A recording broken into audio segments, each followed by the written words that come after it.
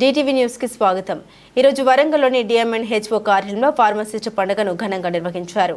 ఈ కార్యక్రమానికి ముఖ్య అతిథులుగా Hanamkonda DMHO Allem Appaiah, state president Battini Sudarshan Goud, working president K Satish Babu, Warangal జిల్లా అధ్యక్షుడు ఎం వేణు, హన్మకొండ జిల్లా అధ్యక్షుడు సుధాకర్ రెడ్డి తదితరులు హాజరయ్యారు।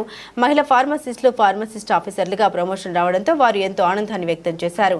ఈ విజయానికి కృషి చేసిన జిల్లా అధ్యక్షులు, వర్కింగ్ ప్రెసిడెంట్ రాష్ట్ర నాయకత్వానికి మహిళా ఫార్మసిస్టులు ప్రత్యేక కృతజ్ఞతలు తెలిపారు।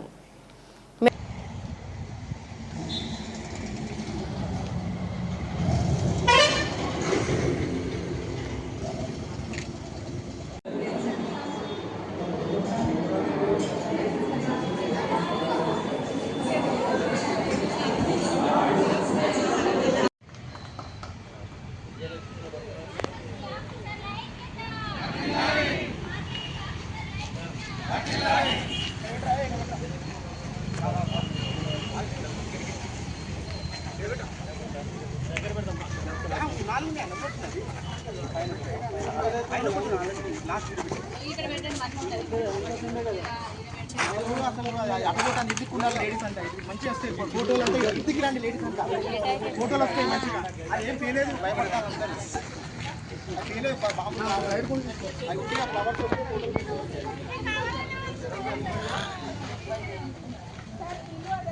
బాబు వచ్చిన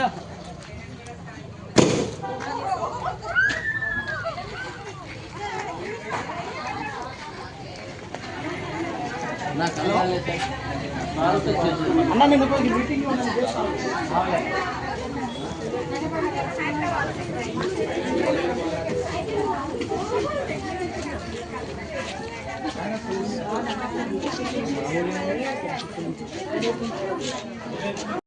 అందరికీ నమస్తే। ముఖ్యంగా ఈరోజు రాష్ట్ర వ్యాప్తంగా పండుగ వాతావరణంలో భాగంగా జరుపుకుంటున్న ఫార్మసీ ఆఫీసర్స్ అందరికీ శుభాకాంక్షలు। సో ఇది ఎంతో కాలంగా రాష్ట్ర అధ్యక్షులు, సెక్రటరీ, గౌరవ ప్రెసిడెంట్లు కలిసి సాధించుకున్నటువంటి ఘనతని మేము సహృదయంగా అభినందిస్తున్నాం। సో ముఖ్యంగా ఆ రాష్ట్ర అధ్యక్షులు, వైస్ ప్రెసిడెంట్లు, సెక్రటరీలు మన ఎర్స్ట్‌వైల్ వరంగల్ జిల్లాలో ఉండడమే దీనికి చాలా నేను ఆనందంగా భావిస్తున్నాను। సో ఈ ప్రయత్నంలో భాగంగా 25/4/2025న జిఓఎంఎస్ నెంబర్ 17(1) ద్వారా ప్రస్తుత ప్రభుత్వం వీరికి మంచి అవకాశాన్ని ఇవ్వడం జరిగింది। అందుకు ప్రభుత్వానికి కూడా మేము కృతజ్ఞత తెలుపుతున్నాము। సో ఈ విధంగా ఫార్మసిస్ట్ గ్రేడ్ 1, గ్రేడ్ 2 ఉన్న వాళ్ళందరూ కూడా ఇప్పుడు ఫార్మసీ ఆఫీసర్గా పదోన్నతి పొంది ప్రజలకు ఇంకా మెరుగైన సేవలు అందిస్తూ ఉంటారని భావిస్తున్నాను। మరొక మారు ఈ సందర్భంగా వీరందరికీ నా పక్కనే కూర్చున్నటువంటి president state, vice president, working vice president states వారికి కూడా కృతజ్ఞత తెలుపుతూ ధన్యవాదాలు తెలుపుతూ ముగించుకుంటున్నాను। థ్యాంక్ యూ అనేది 9/9/2023లో ఎన్నికైన సందర్భంగా ఒకటే నిర్ణయం తీసుకుని ఆ రోజే ప్రకటించాం। రాష్ట్ర చరిత్ర, ఉమ్మడి ఆంధ్ర చరిత్రలోనే జస్ట్ 10 డేస్లోనే మేము ఎన్నికైన 10 రోజుల్లోనే ప్రపంచ ఫార్మసిస్ట్ దినోత్సవం అనేది హైదరాబాద్లో చాలా గ్రాండ్గా జరుపుకొని అంచెలంచెలుగా ఈరోజు ఫార్మసీ ఆఫీసర్ అనే కళ గత 40 సంవత్సరాల నుంచి ఏ నాయకుడు కూడా చేయనటువంటి పరిస్థితుల్లో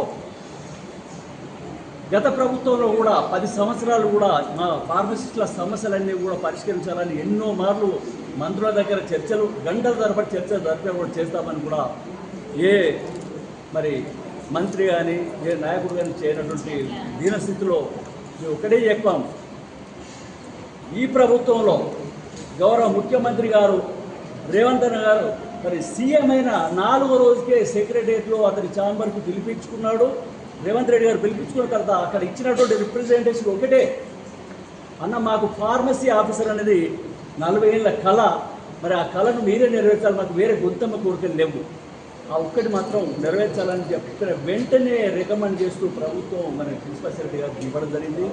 రెండో లెటర్ కూడా ముఖ్యమంత్రి గారే కాళోజీ కళాక్షేత్రం అని ఓపెనింగ్ వచ్చాడు వరంగల్కి, అందులో కమిషనర్ గారితో పర్మిషన్ తీసుకొని సీఎం గారిని పర్సనల్ కలిసిన తర్వాత అన్న ఇంకా పని కాలేదని చెప్పిన వెంటనే ఫోన్ చేసి ప్రిన్సిపల్ సెక్రటరీ గారికి అర్జెంట్గా ఈ ఫార్మసీ ఆఫీసర్ అనేది ఫైల్ వీళ్ళు తొందరగా పెట్టండి అని చెప్పి చెప్పినటువంటి వ్యక్తి గౌరవ ముఖ్యమంత్రి గారు.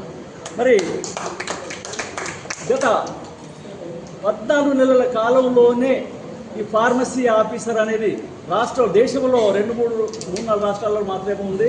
ఇవాళ ఫార్మసీ ఆఫీసర్ అనేది తెలంగాణలో రావడం మా ఫార్మసిస్టుల యొక్క పూర్వజన్మ సుకృతంగా మేము భావిస్తున్నాం. ముఖ్యమంత్రి గారికి, హెల్త్ మినిస్టర్ గారికి మేము హృదయపూర్వకంగా మేము కృతజ్ఞతలు తెలియజేస్తున్నాం. మరి ఈ మధ్యలోనే మరిచెన్నారెడ్డి భవన్లో జరిగినటువంటి అత్యున్నత స్థాయి సమావేశం వైద్యారోగ్య శాఖలో మన హెల్త్ మినిస్టర్ గారితో పాటు ప్రిన్సిపల్ సెక్రటరీ గారు, కమిషనర్ గారు, డైరెక్టర్స్, 3 ఐఏఎస్ ఆఫీసర్లు అందరి సమక్షంలో 25 నిమిషాలు రాష్ట్రంలో ఉన్నటువంటి ఫార్మసిస్టులు ఎదుర్కొంటున్న సమస్యలు క్షుణ్ణంగా 40 ఏళ్ళలో మా బాధలను చెప్పిన వెంటనే హెల్త్ మినిస్టర్ గారు మీరు రిప్రజెంటేషన్ ఇప్పుడే అనౌన్స్ చేస్తా అని చెప్పి ఆ డయాస్ మీదనే మీకు ఏం చేస్తున్నా జిల్లా ఫార్మసీ ఆఫీసర్గా సంతకం పెడుతున్నా అని చెప్పి అందరి ఉన్నతాధికారి సమక్షంలో ఈ ఫార్మసీ ఆఫీసర్ అనేది నాకు అనౌన్స్ చేసినటువంటి చరిత్ర గౌరవ హెల్త్ మినిస్టర్ గారికి. మరి హెల్త్ మినిస్టర్ గారు కూడా మేము మా రాష్ట్ర ఫార్మసీ ఆఫీసర్స్ పక్షాన ప్రత్యేకంగా ధన్యవాదాలు తెలియజేస్తూ ఉన్నాం. మాకు అసలు ఫార్మసిస్ట్ అంటే ఏంటి ఈ సమాజంలో మరి చాలామందికి తెలియదు. ఫార్మసిస్ట్ అంటే ఏంటో వాళ్ళు కూడా అయోమయాలు ఉన్నటువంటి పరిస్థితి. ఫార్మసిస్ట్ అంటే ప్రాణరక్షకుడు.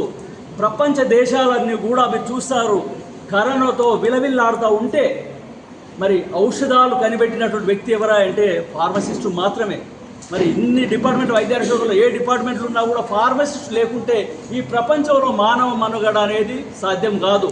మందు లేకుంటే ఎవరు ఏం చేయలేనటువంటి పరిస్థితి అది మీ అందరికీ తెలుసు. మరి అటువంటి అత్యున్నతమైన గౌరవం మరి డెవలప్ కంట్రీస్ అన్ని కూడా వాళ్ళ దేశాలలో మంచి పొజిషన్లో వేతనాలు ఇస్తున్నాయి, మంచి పొజిషన్లో గౌరవిస్తున్నాయి. కానీ డెవలప్ కంట్రీస్ మన రాష్ట్రంలో చూసినట్లయితే మరి ఫార్మా హబులని వేలాది ఎకరాలలో ఫార్మా హబులని పెడతాను. ఇవాళ మన ఫార్మసీ ప్రొఫెషన్కి వచ్చినట్టయితే ప్రభుత్వ ఆసుపత్రుల్లో ఏమవుతుందంటే ఫార్మసిస్ట్ అనేవాడు ఇంతకుముందు డిప్లొమా చేసేవాడు ఉండే, ఈరోజు B pharmacy, M pharmacy, PharmD సైంటిస్టులు కూడా ఇవాళ రెడ్డి ల్యాబ్లో పనిచేసేటువంటి సైంటిస్టులు కూడా ఇవాళ గవర్నమెంట్ ఫార్మసీలో రావడం జరిగింది. గవర్నమెంట్ ఉంటే కొద్ది సేఫ్ సైడ్ ఉంటుందని ఒకటే చెప్తున్నాం. ఫార్మసీ యాక్ట్ 1948 సెక్షన్ 42 అనేది ఉంది. అది ఖచ్చితంగా మన ప్రభుత్వాలు దానికి ఇంపార్టెన్స్ ఇచ్చి ఇంప్లిమెంట్ చేస్తే, ఫార్మసీ చట్టాలను మనం అమలు చేస్తే పేద బలహీన వర్గాలకు సరి అయిన రీతిలో మరి వైద్య సేవలు అందుతాయి. టీచింగ్ ఇన్స్టిట్యూషన్లలో ఫార్మసీ, క్లినికల్ ఫార్మసీ విభాగాలు ఏర్పాటు చేస్తే మెడికల్ ఆఫీసర్ రాసినటువంటి ఆ ప్రిస్క్రిప్షన్లో ఏవైతే ఎర్రర్స్ ఉంటాయో అవి ఫార్మసిస్ట్ అనేవాడు, క్లినికల్ ఫార్మసిస్ట్ అనేటువంటి వాడు అది కరెక్షన్ చేసినట్టయితే ఏ మోతాదులో ఆ పేషెంట్ వైద్యం అందుతుందో అది చెప్పగలిగేటువంటి వ్యక్తి ఫార్మసిస్టు మాత్రమే. ఆ రకంగా ఫార్మసిస్ట్ సేవలను ఈ ప్రభుత్వాలు ఉపయోగించుకుంటే పేద ప్రజలకు సరి అయిన రీతిలో వైద్య సేవలు అందడమే కాకుండా మంచి అతని లైఫ్ కూడా మరి ఎక్కువ ఉంటుందని చెప్పి సందర్భంగా మనవి చేస్తూ పల్లె దవాఖానాలలో, బస్తీ దవాఖానాలలో ఫార్మసీ చట్టాలు అమలు చేసినట్లయితే ఫార్మసిస్టులు అనే వాళ్ళు అక్కడ ఉంటే మరి ఖచ్చితంగా పేద ప్రజలకు ఏ మోతాదులో మందులు వినియోగం ఉంటుందనేది మరి గౌరవ హెల్త్ మినిస్టర్ గారు